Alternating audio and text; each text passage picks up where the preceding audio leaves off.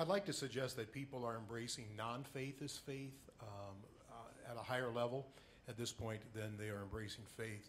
And I think it's fair if you watch pretty much any newscast or read anything on the internet, what we hear about are the Westboro Baptist churches of Protestantism and the battle that's going on in Palestine and Israel and the difficulties in Colorado City and the continuing turmoil in the Middle East. Why would you think that people who are not of faith would embrace faith? And is it possible for us to work across our lines of disagreement to do something larger than what we're doing at this point? Are religions in the United States all in silos? I'd like to hear you talk about those things. Sure. Colorado City, the Mormon faith doesn't have anything to do with Colorado City, just to clarify that. That's a faction of our faith that was broke off several hundred years ago.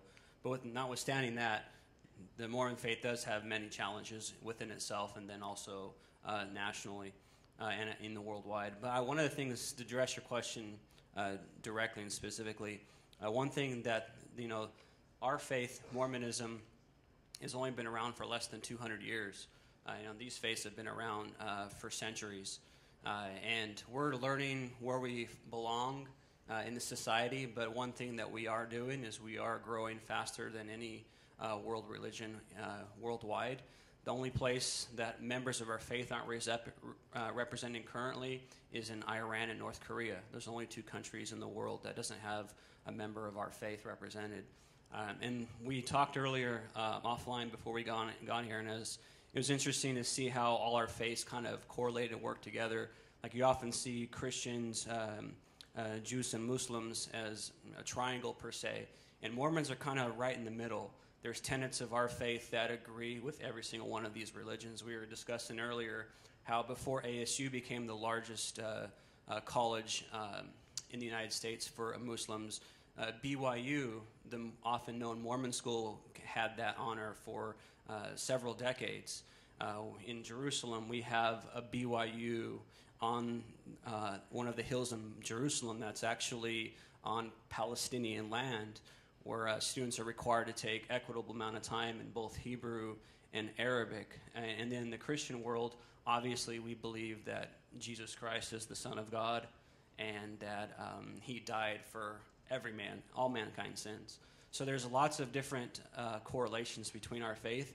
And I think one advantage Mormonism has is that we invite all individuals of faith or those of not of faith to take whatever it is that you believe, and then we just add to those beliefs, not taking away those things that you currently believe in.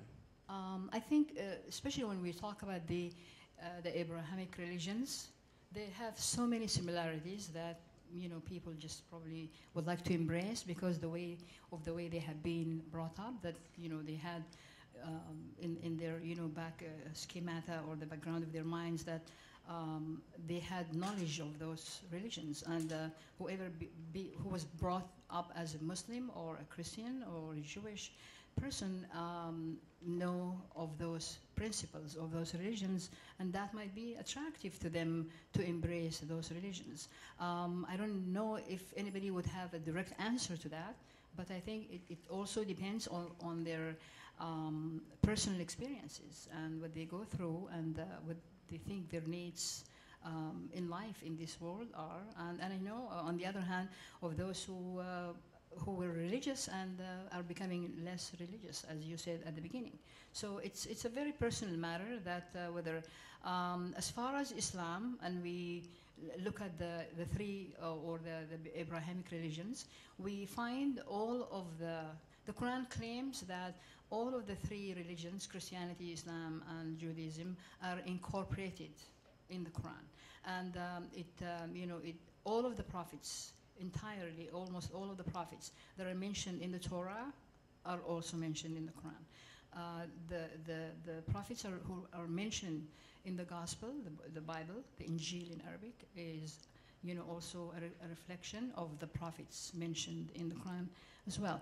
And the Quran, says that we sent Jesus, the son of Mary. Whenever the name Jesus is mentioned in the Quran, it is always followed by the son of Mary. And we sent him the gospel. Therein was guidance and light. And before that, it said we sent Moses there with the Torah. Therein was guidance and light. And then at the end, we sent you by, Muhammad with the Quran. There is, therein is guidance and light. So, the similarities are striking in those religions if we look very closely. But of course, there are so many differences as well. And I think you have a question later about those similarities and differences, and we will address that when that question comes up. Thank you. Okay. I'm going to answer the first part of your question. Why should someone join within our faith? I was actually talking to one of my friends who's a missionary just up in San Carlos, and he got to baptize one of the guys he's been working with for the last couple of years, and they've been praying about it, talking through things, allowing people to ask questions, struggling through a lot of these discussions. And he was talking to me about this, and he goes, what, sometimes as Christians we feel bad because people aren't all of a sudden becoming Christians. And we feel bad because people aren't all of a sudden falling head over heels in love with Jesus because of what we've said to them or what we've done. And then he said, but it's not our job to bring them into the faith. That's God's job. And so for me, why I can give you 1,000 reasons why I think someone should join in my faith, in what I believe, in what I see, and what I experience. But ultimately, it's not my job, and I'm not the one who's going to convert anyone. I'm not the one who's going to make any world view changes.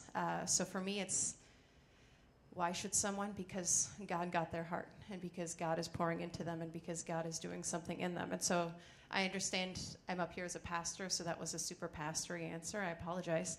But I genuinely believe it's not my job. It's not my job to change someone. It's not my job to encourage a faith. I liked the idea of faith as a private matter, and that's between you and God. And anyone joining in my faith, I would say it's because you encountered the same God that has radically transformed who I am.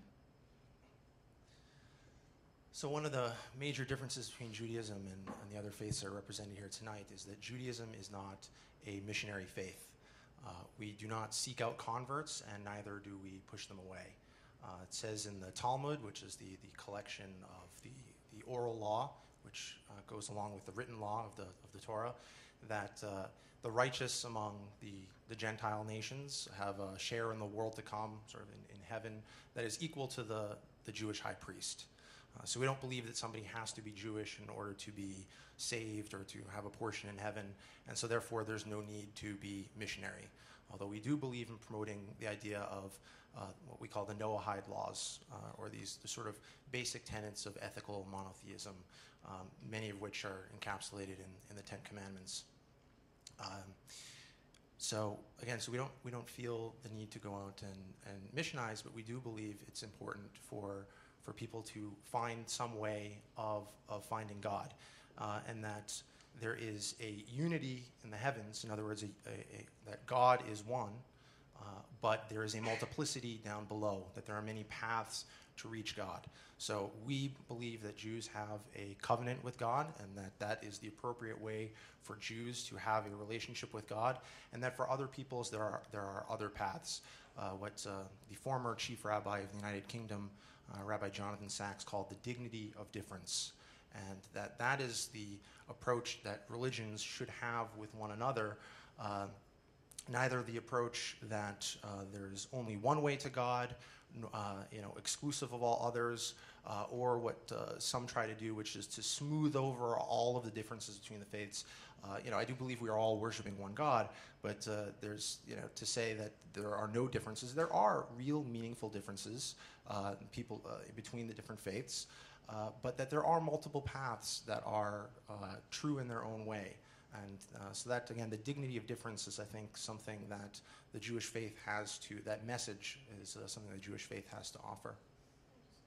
Islam also does not have a missionary, system. And again, based on the scripture that let there be no compulsion in religion. Truth is clear from error. So Islam doesn't have a missionary system, but those who is doing this, they do them within the radicals or the extremists, but the religion itself doesn't have a missionary system.